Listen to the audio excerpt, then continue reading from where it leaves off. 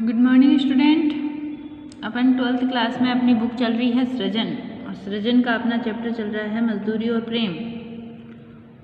गद्य भाग का जो चैप्टर है वो अपना 3rd चैप्टर चल रहा है मजदूरी और प्रेम। तो उसी में अपन अलग अलग किसान के जीवन का, फिर उसके बाद गडरिये के जीवन का, फिर मजदूर की मजदूरी अपन ने पढ़ा। 3 अपन ने टॉपिक पढ़ लिया। अपना चौथा टॉपिक है मजदूरी और कला। देखिए गद्य चैप्टर जो गद्य भाग है इनको अपन वीडियो में आपको थोड़ी सी हो सकता है प्रॉब्लम हो, क्योंकि अपन इनको वैसे लाइव तो वैसा तो अपना बन नहीं सकता। इनका चैप्टर बुक है तो अपन को इसी तरीके से अपन को इनको बनाने होंगे और आपको इसी तरीके से एक बार पढ़ना होगा। हाँ, ये मैं समझती हूँ कि हो सकता है आपको भी थोड़े समझ में कम आ रहे हो, क्योंकि डिफ़िकल्ट चैप्टर है थोड़े, और दूसरा टीचर सामने खड़ा होकर पढ़ाता है तो आप अपने व्यूज़ भी रख सकते हैं। अपने कोई डिफ़िकल्ट आपको जो कोई शब्द हो नहीं समझ में आ रहा हो या कहीं कोई अर्थ नहीं समझ में आ रहा हो तो आप उस समय वो पूछ सकते हो। अभी आप पूछ नहीं पा रहे तो ऐसी कोई प्रॉब्लम नहीं है। आपको जो चीज़ समझ में नहीं आए आप मुझसे पूछ सकते हैं, ठीक है। जैसे भी हो आप मुझे कॉल कर लीजिए, आप मुझे मैसेज कर दीजिए। स्टडी के संबंध में अपन कभी भी किसी चीज़ के लिए कोई कॉम्प्रोमाइज़ नहीं करेंगे। आप कभी भी मुझसे पूछ सकते हैं जो चीज़ आपको समझ में नहीं आए। ये 2-3 चैप्टर मुझे लग रहा है कि आपको हार्ड लग रहे हैं, इनकी लैंग्वेज थोड़ी आपको समझ में कम आएगी, तो इनको 1-2 बार आपको रिवीजन करना पड़ेगा। 1-2 बार आप इनको घर पे पढ़ो। कोशिश यही है कि जल्द से जल्द स्कूलें खुले और अपन क्लास अटेंड करें, क्योंकि अपने कोई इतना हिंदी में जो आपका सिलेबस है वो इतना कम नहीं हुआ है। 2 छोटे से शॉर्ट टॉपिक, वो भी ग्रामर के, कम हुए हैं, तो कोई 40% सिलेबस भी कम नहीं हुआ और अभी कोई और गाइडलाइन भी अभी आपकी और नहीं आई है। तो कोशिश यही करें कि पढ़ें, खूब पढ़ें, ठीक है। अपन पढ़ते हैं आगे। मजदूरी और कला। आदमियों की तिजारत करना मूर्खों का काम है। तिजारत करना मतलब उनकी जो बातें हैं बताना, उनके बारे में बोलना, उनके नेगेटिव पॉइंट्स को उजागर करना, क्योंकि हर इंसान में कमी होती है। हम हमारी कमी को छिपाएं और दूसरों की कमियों को बताएं तो वो मूर्खता है ना। सबसे पहले स्वयं को देखना चाहिए। स्वयं की कमी अगर हमने देख ली तो हमें दूसरों की कोई कमियां नज़र ही नहीं आएंगी, है ना। तो सबसे पहले स्वयं को देखें, खुद को देखें, खुद में क्या कमी है। आदमियों की तिजारत करना मूर्खों का काम है। सोने और लोहे के बदले मनुष्य को बेचना मना है। वस्तु के बदले क्या हम किसी मूल्य को, व्यक्ति का मूल्य लगा सकते हैं? आजकल भाप की कलों का दाम तो हज़ारों रुपए है, भाप से बनने वाली चीज़ों का, है ना, भाप से कलाओं का, परंतु मनुष्य कौड़ी के 100 बिकते हैं, है ना। यही है, देखिए वर्तमान स्थितियाँ यही हैं, तो इन्हीं चीज़ों को हम पढ़ रहे हैं। सोने और चांदी की प्राप्ति से जीवन का आनंद नहीं मिल सकता। सच्चा आनंद तो मुझे मेरे काम से मिलता है। सोना चांदी जिसके पास जितना अधिक होता है उसकी उतनी ही अधिक नींद हराम होती है। वो सुख नहीं दे सकता, वो समस्याएं लाता है, परेशानियां लाता है, बेचैनियां लाता है। इसके बजाय जो व्यक्ति गरीब है वो आराम से सुख की नींद सो सकता है। ज़्यादा पैसे वालों की नींद हराम हो जाती है। मुझे अपना काम मिल जाए तो फिर स्वर्ग प्राप्ति की इच्छा नहीं, मनुष्य पूजा ही सच्ची ईश्वर पूजा है। इस चीज़ को आप ध्यान से समझिए, यहाँ से आपके क्वेश्चन बनते हैं। मैंने आपको ऐसे पहले भी कई लाइनें बताई हैं, हर टॉपिक से 1-1, 2-2 क्वेश्चन बनते हैं, और वो ऐसे ही। अब यहाँ देखिए, आप इसको ध्यान से पढ़िए। मनुष्य पूजा ही सच्ची ईश्वर पूजा है। मनुष्य की पूजा यानी उसके कर्म की पूजा, उसके कार्य की पूजा, क्योंकि जो कर्म है, कर्म युग क्या है, जहाँ हम जी रहे हैं, ये हमारा कर्म युग है। यहाँ मनुष्य ही मनुष्य की पूजा है ना। क्यों? क्योंकि मनुष्य का कर्म ही उसकी पूजा है। मंदिर और गिरजे में क्या रखा है? ईंट पत्थर चूना कुछ ही कहो, आज से हम अपने ईश्वर की तलाश मंदिर मस्जिद गिरजा पोथी में नहीं करेंगे, हम मनुष्य के हृदय में करेंगे, उसके कार्यों में करेंगे। अब तो यही इरादा है कि मनुष्य की अनमोल आत्मा में ईश्वर के दर्शन करेंगे। यही आर्ट है और यही धर्म है। ध्यान से पढ़ना इस टॉपिक को, बहुत अच्छा टॉपिक। आपको यहाँ से उत्तर लिखने के लिए कितना ही मैटर मिल जाएगा। हम अपने ईश्वर की तलाश कहाँ करेंगे? मंदिर गिरजाघर मस्जिद पोथी में नहीं, मनुष्य की आत्मा में ईश्वर के दर्शन करेंगे, और यही हमारा धर्म है। क्यों? क्योंकि कर्म ही हमारा धर्म है। और यही कला है। मनुष्य और मनुष्य की मजदूरी का तिरस्कार करना नास्तिकता है, यानी उसकी मजदूरी मतलब उसके कार्य का तिरस्कार करना, उसके प्रेम का, उसकी सहानुभूति का।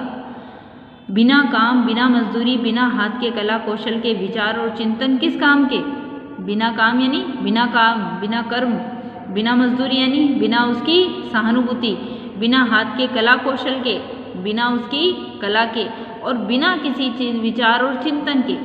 सभी देशों के इतिहासों से में सिद्ध है कि निकम्मे पादरियों, मौलवियों, पंडितों और साधुओं का दान के अन्न पर पला हुआ ईश्वर चिंतन अंत में पाप, आलस, भ्रष्टाचार में परिवर्तित हो जाता है। यानी बिना काम के अगर आपके पास पैसा आ रहा है ना, बिना कर्म किए, तो उस पैसे में हमारा कोई स्वार्थ निहित नहीं हो सकता। यानी स्वार्थ मतलब किसी प्रकार का कोई मूल्य, किसी प्रकार का कोई प्रेम, किसी प्रकार का कोई उत्साह, है ना, वो पैसा हमारे अंदर आलस ही बढ़ाता है। जो पैसा हम मेहनत करके कमाएंगे उसके साथ हमारे अंदर उत्साह, चेतना, इनका विकास होगा और नई ऊर्जा की स्थिति पैदा होगी। क्योंकि कर्म करके जो चीज़ हमारे पास आएगी, मेहनत करके जो चीज़ हमारे पास आएगी, वो हमें ऊंचाइयों पे लेके जाएगी। इसलिए कर्म सबसे पहली हमारी कला है। पद्मासन निकम्मे, देखें, जिन देशों में हाथ और मुंह पर मजदूरी की धूल नहीं पड़ने पाती, वे धर्म और कला कौशल में कभी उन्नति नहीं कर सकते। जिन देशों में यानी जिन लोगों में, जिन देशों के लोगों में पद्मासन निकम्मे सिद्ध हो चुके हैं। पद्मासन मतलब बड़े बड़े कमल रूपी आसन, सिंहासन, वो निकम्मे सिद्ध हो चुके हैं। वही आसन ईश्वर प्राप्ति करा सकते हैं जिनसे जोतने, बोने, काटने और मजदूरी का काम किया जाता है। बड़े बड़े पद्मासन हैं, बड़ी बड़ी जो ऊंची ऊंची ऊंचाइयां हैं, वो जहाँ बैठा इंसान कुर्सी पर बैठा रहता है, वो जो कार्य है, वो जो कर्म है, वो निकम्मे हैं।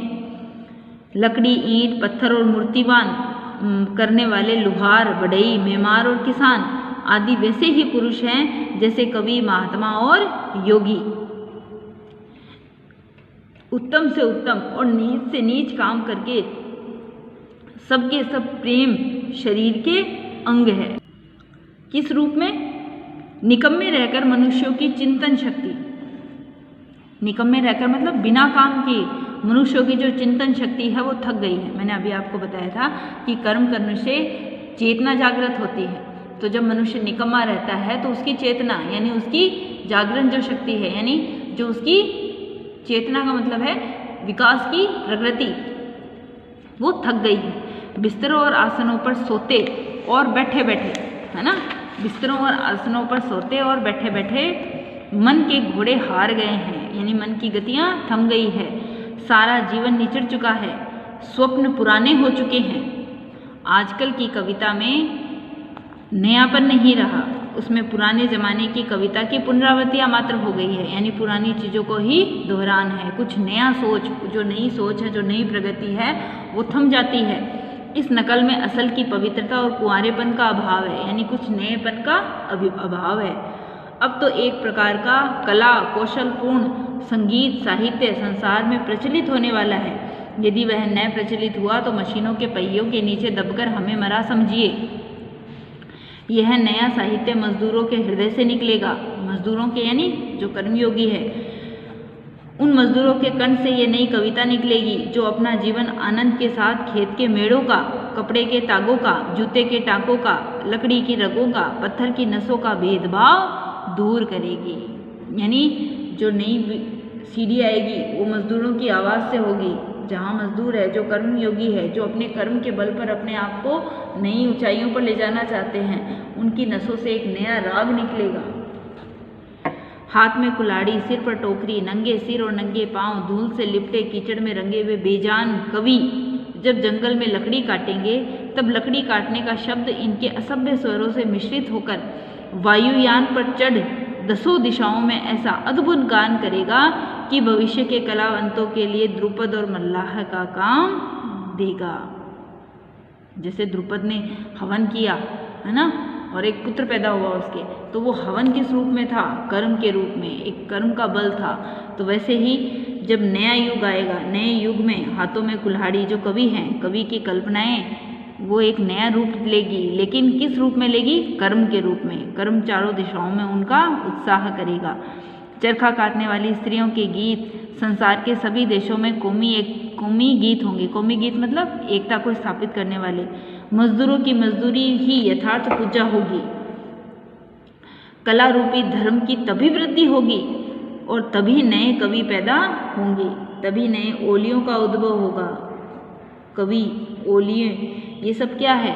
नए युग के कर्मयोगी है, यानी जो कर्म का गान करेंगे तब हमारी जो जाति प्रथाएं हैं, चारों तरफ सांप्रदायिकता है, वो समाप्त हो जाएगी। क्योंकि जो कर्म है वो उसमें किसी प्रकार की जाति की कोई भावना नहीं होती, काम काम है। परंतु कला रूपी धर्म की तभी वृद्धि होगी और तभी नए कवि पैदा होंगे, तभी नए ओलियों का उद्भव होगा। परंतु ये सब मजदूरी के दूध से पलेंगे। धर्म, योग, शुद्धाचरण, सभ्यता और कविता आदि के फूल इन्हीं मजदूर ऋषियों के उद्यान में प्रफुल्लित होंगे। यानी नए उद्यानों में नए कर्मयोगी रूप के फूल खिलेंगे, यानी नए नए कर्मयोगी होंगे। कर्म का मतलब जो अपने कर्म को महत्व देंगे, आलस को उठाकर बाहर फेंक देंगे और तभी देश की नई प्रगति होगी। अब देखो, आपका ये मजदूरी और कला का था, ये एक टॉपिक पूरा हो गया। अब एक छोटा सा टॉपिक, ज़्यादा बड़ा नहीं है। अगर देखते हैं, कोशिश करते हैं, ज़्यादा बड़ा तो नहीं करेंगे एक साथ ही, क्योंकि फिर आपको समझ नहीं आता। एक एक टॉपिक अगर आपको डेली पढ़ने को मिल जाता है तो ठीक है, इससे ज़्यादा फिर एक साथ और भी सब्जेक्ट होता है, मैं समझती हूँ। लेकिन यही है कि सिलेबस हमें पूरा करना है और सिलेबस के लिए हमें थोड़ा सा जल्दी करना होगा, क्योंकि हमारा सिलेबस ज़्यादा कम नहीं हुआ, इसलिए हमें काम करना पड़ेगा। तो अब अपन पढ़ेंगे मजदूरी और फकीरी। मजदूरी और फकीरी का महत्व थोड़ा नहीं है। मजदूरी और फकीरी मनुष्य के विकास के लिए परम आवश्यक है। फकीरी का मतलब निष्पाप भाव से जो है वो सबके लिए रखना, ऐसा नहीं कि जो मेरे पास है वो मेरा ही है। मजदूरी और फकीरी का मतलब फक्कड़पन, यानी किसी भी चीज़ में कुछ ये तेरे मेरे का भाव ना हो। बिना मजदूरी के किए फकीरी का उच्च भाव नहीं आ सकता। जब मजदूरी हम करते हैं तब हमें पता चलता है कि जो कुछ भी है वो हमारा नहीं है, मेहनत के बल पर आ रहा है। तो मेहनत है, वो मेहनत किसी प्रकार के गलत भावनाओं को पैदा नहीं होने देती। फकीरी भी अपने आसानी से गिर जाती है। कई बार हम फकीरी का भाव मतलब शुद्ध मन से, निस्वार्थ भाव से, खुले रूप से दान देना। दान देने का मतलब सबका होना, ये नहीं कि ये मेरा ही है। तो वो भाव भी कई बार हमें अहम पैदा कर देता है। कैसे? देखो, फकीरी भी अपने आसन से गिर जाती है, बुद्धि बासी पड़ जाती है, बासी चीज़ें अच्छी नहीं होती। कितने ही उम्र भर बासी बुद्धि और बासी फकीरी में अगर हम मगन रहें, परंतु इस तरह मगन होना किस काम का? हवा चल रही है, जल बह रहा है, बादल बरस रहे हैं, पक्षी नहा रहे हैं, प्रकृति में फूल खिल रहे हैं, घास आई, पेड़ आए, पत्ते आए, मनुष्य की बुद्धि और फकीरी ही बासी रही। सब कुछ नया आ गया, लेकिन एक हमारी सोच नहीं बदली तो वो संसार में हमारे लिए तो सब कुछ, प्रकृति में सब कुछ परिवर्तन हो रहा है, सब कुछ नया आ रहा है, लेकिन मनुष्य की बुद्धि में जो जड़ता है, जो भावनाएं हैं, वो बासी भावनाओं को वो लेकर चल रहा है, तो उसकी बुद्धि का विकास नहीं हो पाएगा। जैसे प्रकृति सब कुछ बदल देती है, वैसे ही हमें बुद्धि का भी विकास करना चाहिए। जो बासी चीज़ें हैं उन्हें हमारे हृदय से हमें निकाल फेंकना चाहिए। जैसे हमारी ईर्ष्या, हमारी लालसाएं, इच्छाएं। तभी ऐसा दृश्य तभी तक रहता है जब तक बिस्तर पर पड़े पड़े मनुष्य प्रभात का आलस सुख मनाता है। बिस्तर से उठकर जरा बाग की सैर करो, फूल की सुगंध लो, ठंडी वायु में भ्रमण करो, वृक्षों के कोमल पत्तों पल्लवों का नृत्य देखो। पता लगे कि प्रभात समय जागना, बुद्धि और अंतःकरण को तरोताजा करना है। बिस्तर पर पड़े रहना उन्हें बासी कर देता है। यानी पुरानी सोच में हम बैठे रहते हैं, वही चीज़ों को दोहराते रहते हैं। निकम्मे बैठे हुए चिंतन करते रहना अथवा बिना काम किए शुद्ध विचार का दावा करना, मानो सोते सोते खर्राटे मारना। जब तक जीवन के अरण्य में पादरी, मौलवी, पंडित, साधु, सन्यासी, कुदाल और खुरप्पा लेकर मजदूरी नहीं करेंगे, तब तक उनका आलस जाने, तब तक उनकी मन और बुद्धि अंतःकाल बीत जाने तक मनीन और मानसिक जुआ खेलती रहेगी। यानी जब तक हम नए विचारों को अपने हृदय में आने नहीं देंगे, तब तक पुरानी भावनाएं हमारे हृदय को छोड़ेगी नहीं और हम उन्हीं कुंठाओं में, उन्हीं ईर्ष्याओं में, उन्हीं लालसाओं में अपने आप को जलाते रहेंगे। जिनका चिंतन बासी है, उनका ध्यान बासी है, उनकी पुस्तकें बासी है, उनका लेख बासी है, उनका विश्वास बासी है और उनका खुदा भी बासी हो गया।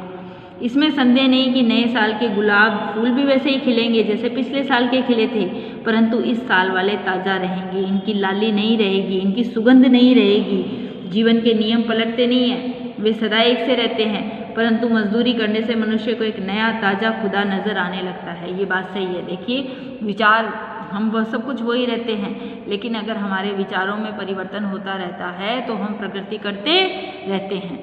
कहते हैं ना, जो झुकता नहीं है वो टूट जाता है, तो वही स्थिति है। परिवर्तन संसार का नियम है। गिरवे वस्तुओं की पूजा क्यों करते हैं? गिरजे की घंटी क्यों सुनते हैं? रविवार क्यों मनाते हैं? 5 वक्त की नमाज क्यों पढ़ते हैं? त्रिकाल संध्या क्यों करते हैं? मजदूर के अनाथ नयन, अनाथ आत्मा और अनाश्रित जीवन की बोली सीखो, फिर देखोगे कि तुम्हारा यही साधारण जीवन ईश्वरीय भजन हो गया। यानी अगर हम उन अनाथों को, उनके लिए अगर हमारे मन में भावनाएं उत्पन्न होगी, अगर हम उनके लिए सहृदय होंगे, उनका सहयोग करेंगे, तो जीवन में एक नई ताजगी बढ़ जाएगी। मनुष्य तो मनुष्य के समष्टि रूप का व्यष्टि परिणाम है। देखिए, मनुष्य तो मजदूरी तो मनुष्य के समष्टि मतलब समाज, और व्यष्टि मतलब समाज, और व्यष्टि मतलब व्यक्ति। तो मनुष्य की जो मजदूरी है, मजदूरी तो मनुष्य के लिए समाज का एक व्यक्तिगत रूप है। आत्मा रूपी धातु के गढ़े हुए सिक्के का नकदी बयाना है। आत्मा रूपी धातु, आत्मा के रूपी धातु से ये बने हैं, और इसके किस रूप में मिला है? नकदी सिक्के के रूप में। मनुष्य की आत्माओं को खरीदने के वास्ते दिया जाता है, यानी मजदूरी तो उनके जो कर्म है उनको खरीदने के लिए दी जाती है। सच्ची मित्रता की सेवा, सच्ची मित्रता ही सेवा है। जो सेवा भाव है वो क्या है? सच्ची मित्रता। उससे मनुष्य के हृदय पर सच्चा राज्य हो सकता है। हम किसी प्रेम भाव से किसी के हृदय में स्थान बना सकते हैं। क्या पैसे देकर किसी के हृदय में स्थान बना सकते हैं? हमने तो मूल्य चुका दिया, यही भावना रहेगी। लेकिन अगर हम उसी से प्रेम भाव की सहानुभूति व्यक्त करेंगे तो उसके हृदय में हमारे लिए स्थान हो जाएगा। जाति पाति, रूप रंग, नाम धाम, बाप दादे का नाम पूछे बिना ही अपने आप को किसी के हवाले कर देना प्रेम का धर्म तत्व है। यानी प्रेम का तत्व क्या है? धर्म। जब किसी से हमारे हृदय में हमारे लिए या हमारे हृदय में किसी के लिए कोई भाव उत्पन्न होते हैं तो क्या पहले वो ये पूछ के होते हैं कि तुम किस वंश के हो, किसके बेटे हो, किसके पुत्र हो, कहाँ रहने वाले हो? अगर उसके किसी अच्छे कर्म से हमारे हृदय में उसके लिए स्थान बनता है तो वो बिना किसी नाम के, बिना किसी स्थान के ही बनता है। उसका हर कोई हर किसी को बिना उसके नाम धाम पूछे ही पहचानता है, क्योंकि पूछने वाले का कुल और उसकी जात वहाँ की वहीं होती है जो उसकी, जिससे कि वह मिलता है। वहाँ सब लोग एक ही माता पिता से पैदा हुए भाई बहन हैं। कहाँ? किससे? ईश्वर से।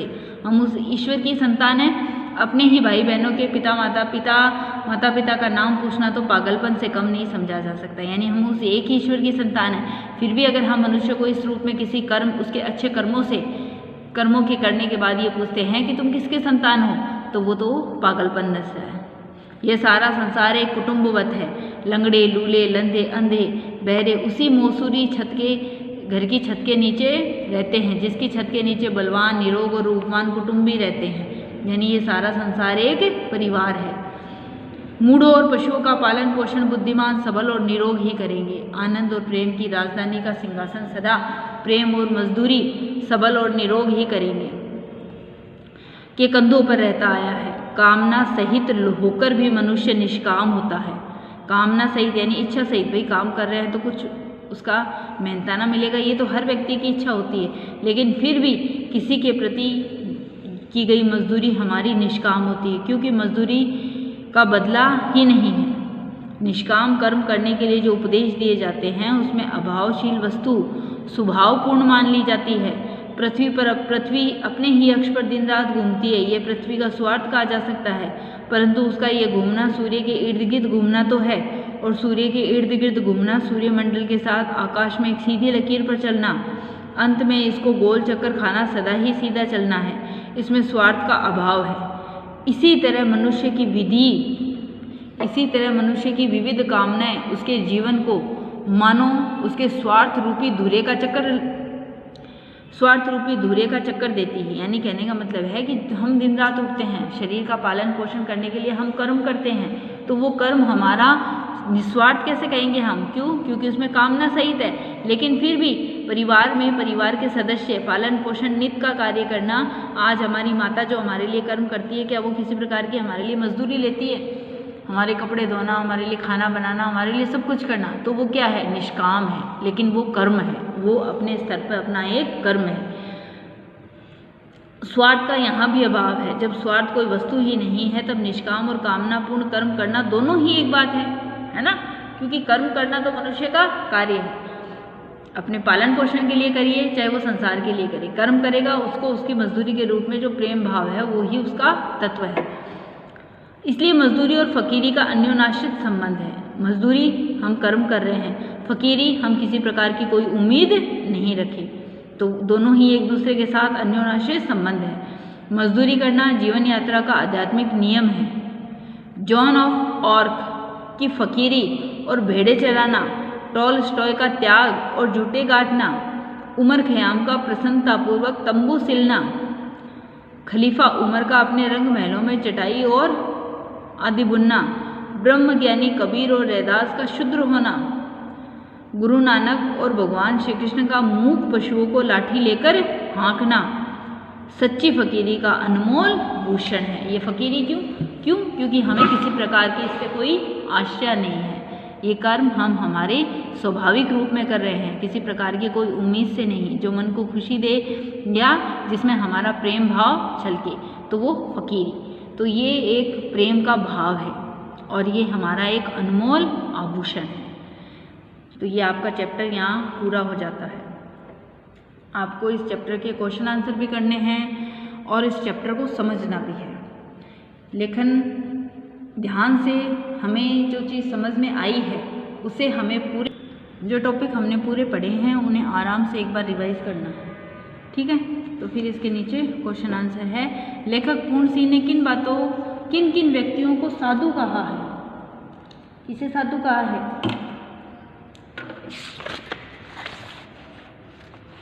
किसे कहा है साधु? शिक्षक विद्यार्थी को, किसान व भेड़ पालक को, किसान और भेड़ पालक को, ये साधु है प्रकृति के जवान साधु। उसे पीड़ा हुई तो इन सबकी आंखें शून्य आकाश की ओर देखने लगी। यहाँ लेखक ने उसे सर्वनाम का प्रयोग किसके लिए किया है? उसे सर्वनाम का प्रयोग उसने किसके लिए किया है? उसे यानी बीमार भेड़, है ना? तो इसके लिए उसने उसे का प्रयोग किया है। ऐसा काम प्रार्थना, संध्या और नमाज से क्या कम है? लेखक ने किस काम की ओर संकेत किया है? जो दुखी लोग हैं उनकी सहायता करना, जो विधवा स्त्रियां हैं, जो जिसके लिए उसने कहा रात भर जिसने बैठकर उसकी कमीज सिली, तो ऐसे लोगों के प्रति जो प्रेम पूर्वक हमारा व्यवहार है वो किसी प्रार्थना से कम नहीं है, वो किसी संध्या या नमाज से भी कम नहीं है। ऐसा लेखक जब अनार के फूल और फल देखता है तो उसके किसकी याद आती है? उस माली के रुधिर की याद आती है जो उसमें रक्त संचरण के रूप में बह रहा है। लेखक ने किसान को किसके समान बताया है? लेखक ने किसान को किसके समान बताया है? ब्रह्मा के समान, है ना? प्रजापालक के रूप में। लेखक की दृष्टि में मजदूरी का भुगतान किस रूप में किया जाना चाहिए?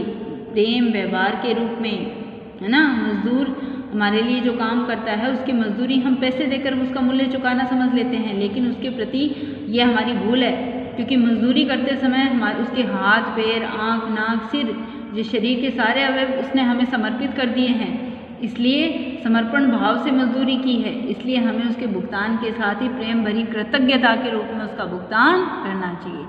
लेखक ने किसे बेघर बेनाम बेपता कहा है? गडरिये को बेघर बेनाम और बेपता कहा है ना? क्यों? क्योंकि वो जंगल में किसी एक स्थान पर नहीं रहता, कुछ दिन यहाँ कुछ दिन वहाँ, कभी यहाँ झोपड़ी बनाई कभी वहाँ झोपड़ी बनाई। उसका एक छोटा सा परिवार होता है जिसे वो अपने साथ रखता है। लेखक को जिल्दसाज कब याद आता है और क्यों? जिल्दसाज लेखक को जब वो उसकी पुस्तक को देखता है तो उसे वो जिल्दसाज याद आता है, क्योंकि उसने उसकी पुस्तक की जिल्द बांधी थी और इतने सुंदर ढंग से बांधी थी कि लेखक उस मजदूरी के बदले उसे और कुछ नहीं दे पाया। इसलिए वो कहता है कि उसके प्रति वो अपनत्व और सेवा भाव रखकर अपने उस आमरण मित्र को वो याद करता है। तो आपको इसके क्वेश्चन आंसर यहाँ तक करने हैं, निबंधात्मक क्वेश्चन आंसर तक। और बाकी अब मैंने इसके आपको चैप्टर पढ़ाया था तब बीच में 3-4 लाइनें अंडरलाइन करवाई थी जहाँ से क्वेश्चन बनेंगे। तो वो आपको वैसे तो आप देख लेना, गाइड में भी आपको मिल जाएंगी वो अन्य महत्वपूर्ण के रूप में, लेकिन आप उनको वहाँ से उन क्वेश्चनों को जरूर पढ़ेंगे जो मैंने यहाँ आपको अंडरलाइन करवाए थे। वो सारे क्वेश्चन बनेंगे और वो सारे क्वेश्चन आपके लिए इम्पोर्टेंट रहेंगे, तो आप उनको पढ़ना। और ये चैप्टर आपका यहाँ पूरा हो गया है। आप इसको एक बार रिवाइज करना, ये क्वेश्चन आंसर करना, ठीक है।